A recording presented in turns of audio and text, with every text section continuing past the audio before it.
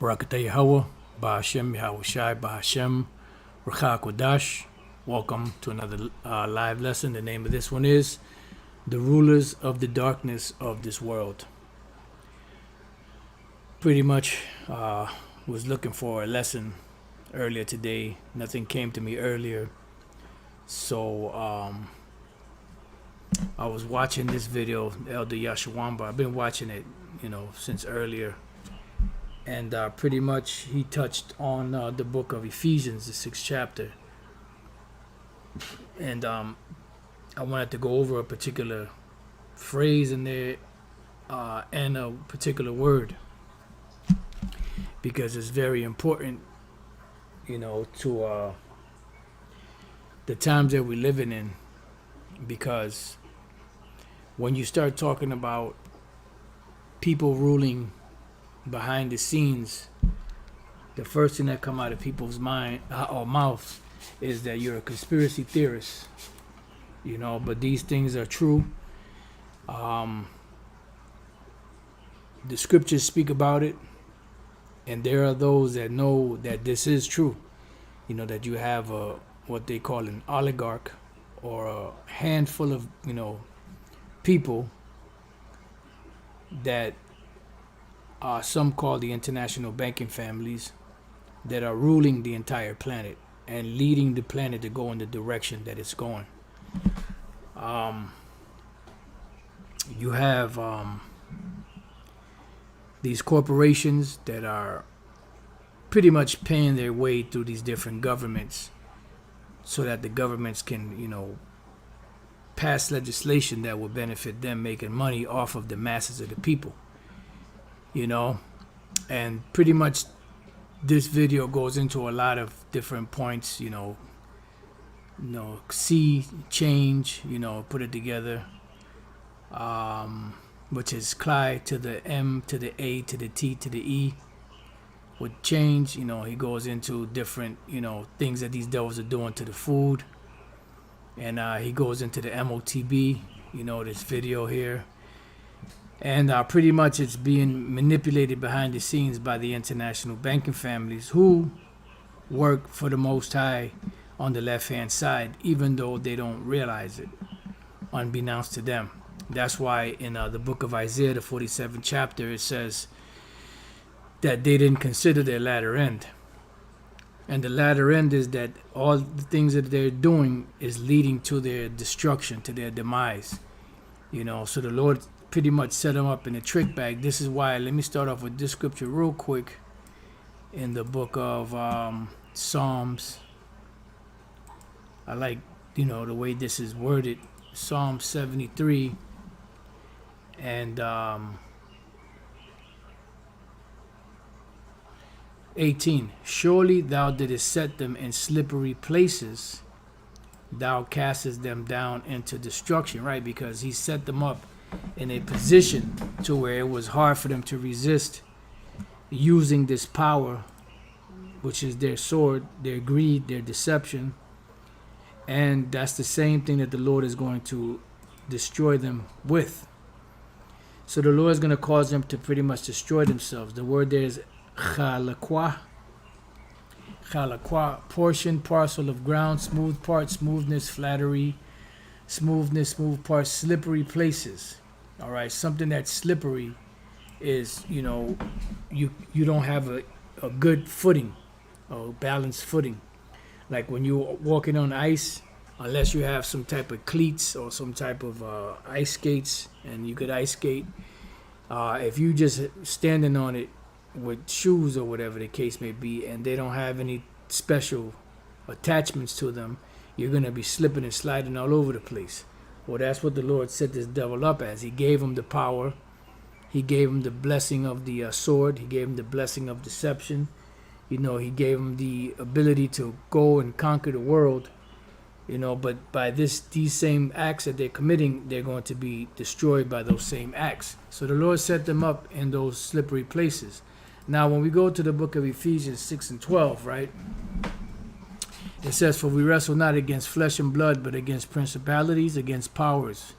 So we that are here dealing, right, teaching his word and the day-to-day, you know, things that we do get involved, our day-to-day life, pretty much is a constant bombardment of things that happen in our lives.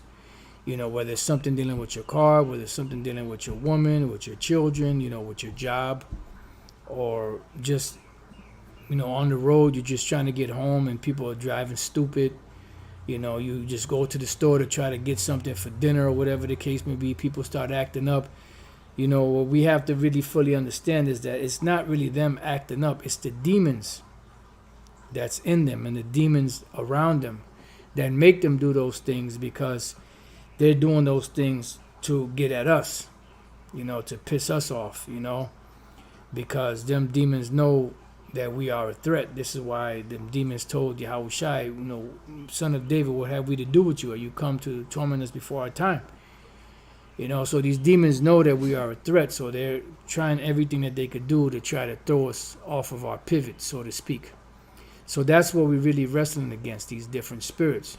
It says, but against principalities, which is in hierarchy of demons, against powers, right? So these powers are what? The left-hand side of the Most High, which are spirits that come, in the form of, people or trials, tribulations, and things of that nature. Remember, who was the one doing? Did Satan appear to Job with a pitchfork and start, telling them, look, Job, I'm gonna put hell on you. I'm gonna bust your ass. I'm gonna do all this stuff to you, because I got the power from the Heavenly Father, and I'm gonna work you over. No, he was just doing it behind the scenes. You see, in the spirit world. But all these things were coming upon Job. The loss of his children, the loss of everything. The loss of his health. I mean, just a lot of different things, and eventually the loss of his helpmeet, which was supposed to be his woman. So all these things were done by the spiritual demon Satan, and these demons, these spirits that are out here active, constantly pounding. So the next point is against the rulers of the darkness of this world. Now, when we look up the word rulers, this is what's important in this, because I've through the Spirit, Yahawashi, through the Holy Spirit, that the Lord revealed this to me, a while back, about this particular precept and this particular word. Back during the days of the Daily Motion days, and I've been speaking about this from time to time as the Spirit gives me the utterance. And the Greek word there for the rulers is the word cosmocrator. Now, the word cosmos is an organization, right? An arrangement. And the word krator means ruler, or rulers, in this case, rulers. So cosmocrators is the rulers of this world, because we're battling these demonic spirits, but we're also battling the so-called elite banking families of this world. And they interact with those demons by different enchantments and different things that they do, rituals. This is why they have Jake always doing these rituals in the music business and the, in Hollywood, music industry, entertainment world, and comedy and all this, because they have to keep these rituals going, so that they don't have to do it themselves. They'll pay somebody to do them. This is why they know that they'll go to the downtrodden that don't have anything, and then they'll know that for $500 or $5,000 or $10,000, $20,000, depending, who it is, they can get them to do these rituals so that they can keep their kingdom going. Because one thing about this society, and all them heathen nations and empires, they always had to do a lot of different sacrifices to appease the so-called false gods that they have. You see, and that's what they're constantly doing that. So the cosmocrators, or the world rulers, which today they go by many different names, They've gone by the name of Illuminati, the Luciferians, so on and so forth, which pretty much Illuminati and Luciferian mean the same thing, which means light bearers. All right. These Christians, through their false hell teaching, have erroneously and purposely equated the name Lucifer to the spiritual demon Satan, and it has nothing to do with the spiritual demon Satan. The only thing that it has to do with the spiritual demon Satan is that the people that are the Luciferians in this society, meaning the Edomites, they are the sons and the daughters of Satan, spiritual demon Satan. So you could understand. So this is what they've done. So they manipulated the world through these different spirits. That's why you see so much stuff going on. And you always see these rituals, whether it's the Grammys, whether it's the Super Bowl, or many other things that you see going on. These are all rituals. Then they'll have behind the scenes, they'll have these different, parties, the elite parties that only the elite go to. And the average person looking at it won't understand what's going on, but somebody that's in the know can look at what's going on and the layout and can tell, okay, this is all demonic. They'll have orgies. They'll have, goddamn, man, fucking guy all day. So that's why they'll do all that stuff, because at the end of the day, you have, this is what they have to do for their constant success. Because when you go back into the history of these different nations, they have agricultural gods, they have fertility goddesses and all that, so they will have to do certain sacrifices to them to receive those benefits, whether it's sacrifice to the sun so the sun could come up the next day, or sacrificing to Zeus or whatever other god for vegetation, or sacrificing to Semiramis or whatever other goddess, for their wife to get pregnant, or whatever the case may be. So it's all demonic, and this society is no different. Only different is that this society is an amalgamation of all those other different societies in the past, and they have incorporated every demonic rite or portions of it into this society. That's why in the book of Revelation 17:5 it says, "And upon her forehead was a name written, the her is America, mystery, Babylon the Great." So America is Babylon the Great. Babylon means confusion, and pretty much Babylon the Great is the greatest conglomeration of confusion on the planet. All right, and that comes by way of America, which is that harlot. All right, and they've pushed the envelope, so to speak, with all these different demonic enchantments that they have. This is why the Lord told him, when he comes back, he said he's not going to meet them as a man.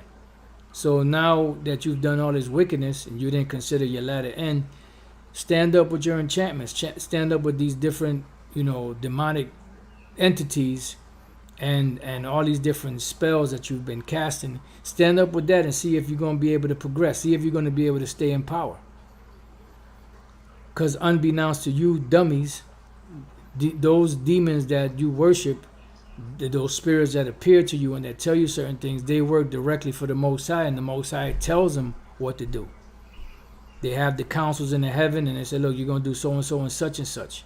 And then they'll go down and tell the Rothschilds or Rockefellers or whoever what they're going to do, and then they go ahead and do it, and they see that they prosper, but it's only because the Most High gave you the power to prosper.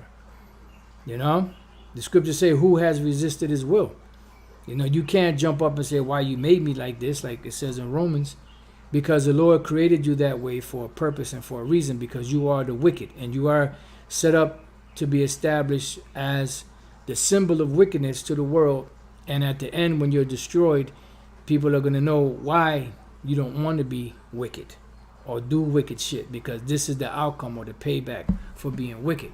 It says the mother of harlots, because you can worship whatever you want here in this society, and abominations of the earth, and that goes into the mole lifestyle with the men or women. And this country is supposed to have been established upon the so-called Christian principles, and when the people hear the word Christian, they're thinking about something that's glorious and righteous and, religiously righteous and all of that, but it's not, because you have to realize that the Christianity that's here, which was pretty much a branch of the Roman Catholic Church, is nothing more but demonic pagan worship. All right, and they just use the scriptures to be able to try to cement that. When you go back into the history, you had many different councils of the so-called church fathers, and all those councils were wicked. And they kept incorporating stuff here and there from this pagan and that pagan, and sun worship and this. But the way they did it was they made it seem like it was, a blessing or that it was scriptural. But it wasn't. They just took the scriptures and misconstrued it. Just like the situation with the Johannium comma, or 1 John 5 verses 7 and 8, which was not in the original Greek, and that when Erasmus Desiderius went to translate it, they couldn't find any Greek manuscripts, and he refused to translate it for the first two editions. And after much pressure from the Roman Catholic Church, because that was one of their main teachings, he eventually did it. I don't know what they did, what they gave him, how they convinced him, but eventually they got it in there. And many other things, hell doctrine, the virgin birth, all of those things have their origins in steeped deep in paganism. So cosmocrator is rulers. All right. So the rulers of the darkness of this world are the international banking families today. All right. Lord of the world, prince of this age, the devil and his demons. No, it's talking about actual people. It should say lords of the world or princes of this age, because they all collectively are one. Just like we are the church of Yahawashi, and collectively we're one. Well, you also have a left-hand energy that is pushed by the so-called elite banking families. All right, and their conglomeration, or their company of individuals that they deal with, that makes up the world rulers. All right, and this is who Yahawashi is coming to deal with. So let's finish this up here. So it says, for we wrestle not against flesh and blood, but against principalities, against powers, that's all the demons, against the rulers of the darkness of this world, the so-called Illuminati, against spiritual wickedness in high places, because Satan was not cast out of heaven. All right, that's a fallacy, a fable, a tall tale, if you will. Just bear with me 1 second.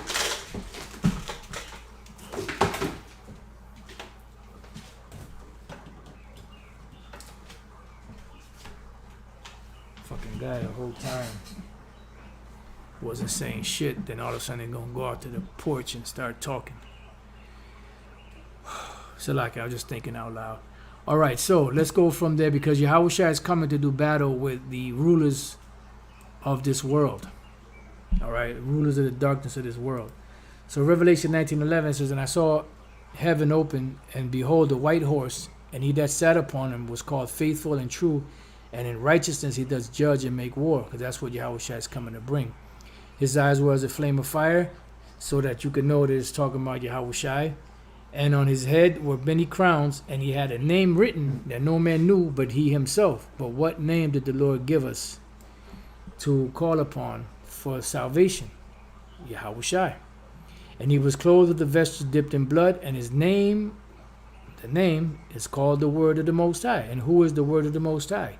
Yahawashi. So we do have the name, but you have those that try to twist the scriptures to make it seem like it's something else.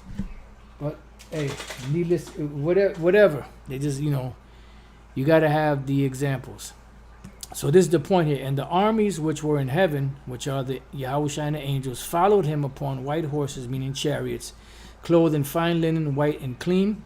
And out of his mouth goeth the sharp sword, that with it he should smite the nations. This goes hand in hand with Habakkuk, the 3rd chapter. It goes hand in hand with 2nd Ezra, the 13th chapter, and others another Isaiah 63. And he shall rule them with a rod of iron, and he treadeth the winepress, which is the very final destruction, because those militaries of the world are being gathered over there in what they call the Middle East, you know, and that's where Yahawashi is going to trample them, you know, because when you do war and battle, you don't do war and battle with the regular people. You do war and battle with the rulers, the generals, the armies of the different nations. Okay, it says, and he treaded the winepress of the fierceness and wrath of the Almighty power, and he hath on his vesture and on his thigh a name written, King of Kings and Lord of Lords. Yeah, because when Yahawashi comes back, he's going to get the credit for destroying these nations and taking over that power, because power, lands, riches are never lost, they're just transferred. And I saw an angel standing in the sun, and he cried with a loud voice, saying to all the fowls that fly in the midst of heaven, come and gather yourselves together unto the supper of the great power, that you may eat the flesh, because the Lord is he's going to bring total devastation, annihilation to Esau and to these other nations. Because when you read Isaiah 34, it tells you that the beef that the Most High has is with the nations and their armies, because that's who are your bodyguards, okay, so to speak. That you may eat the flesh of kings and the flesh of captains and the flesh of mighty men. This is dealing with the military men, and the flesh of horses and of them that sit on them, and the flesh of all men, both free and bond, both small and great. Yeah, and that's what the Lord is coming to do. He come to do battle. And when you read in the book of Revelation 12 and other scriptures, when you hear Yahawashi speak about, you know, I saw Satan as lightning fall from heaven, this is what he was talking about. He was talking about the downfall of these nations, especially the Edomites, because they're going to do battle with the Lord in the air with their fighter jets and whatever else they got, helicopters and all of that. And after Yahawashi comes and makes easy work of them, Esau and the nations are never going to fly up in the air again in any contraption. All right? And I saw the beast, which is NATO and the EU, and you could throw America in there, and the kings of the earth, right? So the kings of the earth are the rulers of this earth, and their army, see, gathered together to make war against him that sat on the horse and against his army. So Esau and the nations will be gathered together to fight against Yahawashi when he gets back. And this verse right here, you could read about it in 2 Ezra 13. It goes into full detail of what Yahawashi is going to do when he gets back. It says, and the beast was taken, and with him the false prophet. So the beast being EU, NATO, America, and with him the false prophet. The false prophet would be the Roman Catholic Church, because that Roman Catholic Church is how these devils were able to push that religious pagan Renaissance slash plantation Christianity upon the world, that wrought miracles before him. See, and their miracles that they're doing is what? Dealing with this technology that they have. And then years ago, the Roman Catholic Church said that they were going to, micro-CHIP all of their employees. They're calling for a new world order, a one world order, just like America is, just like America's allies are. So they're all in bed together. It says, before him, with which he deceived them that had received the mark, the MOTB. You see? And at first, the majority of the world is going to get, deceived into taking this MOTB. But eventually what's going to happen is, that these devils are going to have a resistance, and that resistance they're going to persecute, and some they're going to put to death, because they refuse to take this. So at first it's going to be voluntary. Majority of people that take it are going to be deceived because they're going to be in hardships. They're going to be in a situation where they don't have any other recourse or remedy. But the ones that do resist, eventually, once they get enough people, they're going to bring on the persecution. All right. It says, and them that worshipped his image, these both were cast alive into the lake of fire burning with brimstone. Yeah, because the Lord, when he comes back, he's coming back to take Esau down. And as Elder Pastor has been saying in his lessons, that when when the Lord takes America down, America is compared to a harlot. The way you take a harlot down or destroy a harlot, is by burning her with fire. And that's a fitting death, so to speak, or destruction for this place, America, which is Babylon the Great. It says, and the remnant were slain with the sword of him that sat upon the throne, upon Salakia, upon the horse, which sword proceedeth out of his mouth. Right, because that's why it says when you saw him, he neither lifted up sword nor anything, but all you saw was a blast of fire coming out of his mouth. So the lasers from the chariots are going to come, do the heavy lifting, so to speak, while the missiles are doing their thing. And all the fowls were filled with their flesh. Now in Revelation 16:13, I'll leave you with this. And I saw 3 unclean spirits like frog come out of the mouth of the dragon, which is the Roman Empire. Today you could double down with America, because America is the revival of the Roman Empire. And out of the mouth of the beast, which is NATO and the EU, and out of the mouth of the false prophet, which is the Roman Catholic Church. It says, for they are the spirits of devils working miracles. See? So in conjunction, America with NATO and the EU and the Roman Catholic Church are the ones gathering these nations to push forward their agenda. And the rulers of these nations are down with what the plans are. It says, which go forth unto the kings of the earth and of the whole world. See? So those 3 entities are the ones that are manipulating behind the scenes these other nations, which is really the Most High on the left-hand side, to gather them to the battle of that great day of the power Almighty, which is what? Armageddon. What does Armageddon mean? It means mountain of the troops.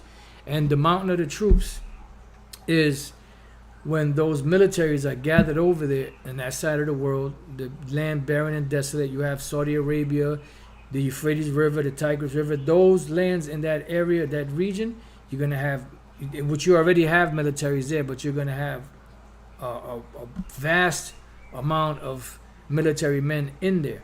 Now, in Ezekiel, the 39th chapter, it says that pretty much 5 parts, the Lord is going to break up Russia's army in 6 parts, and 5 of those parts are going to be down in the valley of Jehoshaphat, and the 1 part is going to stay back, to protect the fatherland or motherland, or I believe they call it fatherland or motherland, whatever they call it. But the majority of that military is going to be down there in that region fighting this war, and Yahawashi is going to make easy work. And that's why the very first job of those international bankers, when they come out of those out of those shelters, would be to one group of them putting up markers of where these dead bodies are. The next group will be digging in the earth and burying all those dead bodies. It's going to be something.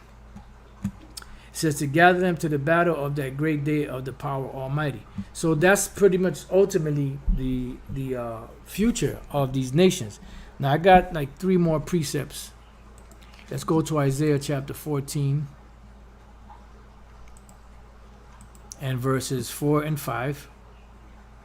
And you can read this whole chapter. This whole chapter is excellent. It says, Isaiah 14 and 4, that thou shalt take up this proverb against the king of Babylon and say, how have the oppressors ceased? The golden city ceased. So they pretty much are ceasing from their power.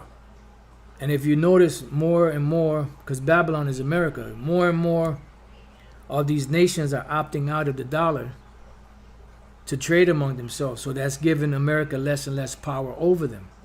It says, the Lord, Yahweh, Ba'ashem Yahawashi, hath broken the staff of the wicked and the scepter of the rulers. So pretty much the Lord is already breaking this man's power down. This is why you see America faltering like it is. It's not like it was at one time. people do not, the nations do not respect this place. You know, that power that they had, you know, through the dollar, the world reserve currency, no longer holds the weight that it did at one time. I mean, it's still the world reserve currency, but people are opting out of it because they see that dollar is pretty much, you know, bogging them down with too much debt. Okay, so let's go from there to Jeremiah 51.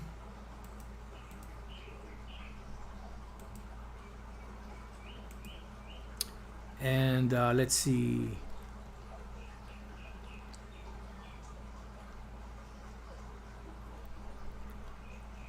I'll go straight to the point. Jeremiah 51:57. And I will make drunk her princes and her wise men, her captains and her rulers, and her mighty men, and they shall sleep a perpetual sleep. Yeah, because they will be destroyed and not wake, saith the King, whose name is Yahweh Ba'Hashem Yahawashi of hosts. You know, so the Lord is coming to visit these rulers of the world, beginning with Esau and taking them down, because this right here is dealing with Esau, but also her allies. You know, and the last precept I have, which is in the Apocrypha, it's in the book of Ecclesiasticus, chapter 36, and we're just going to go straight to the point. And 10, smite in sunder the heads of the rulers of the heathen, that say there is no other but we. Gather all the tribes of Jacob together, and inherit thou them as from the beginning. Yeah. So pretty much the Lord is coming to take the nations down, their rulers, their rulership, their armies, and set Yahawashi back up into power, and set back up the Israelites back up into power. All right. So I just wanted to say a few words on that. I put this video in the description box if you want to go watch it. It's a pretty good video. I'm almost done with it. I'm like 55 minutes and change into it. So with that, I pray that you brothers and few sisters have been edified. Till the next time I say, Shalom.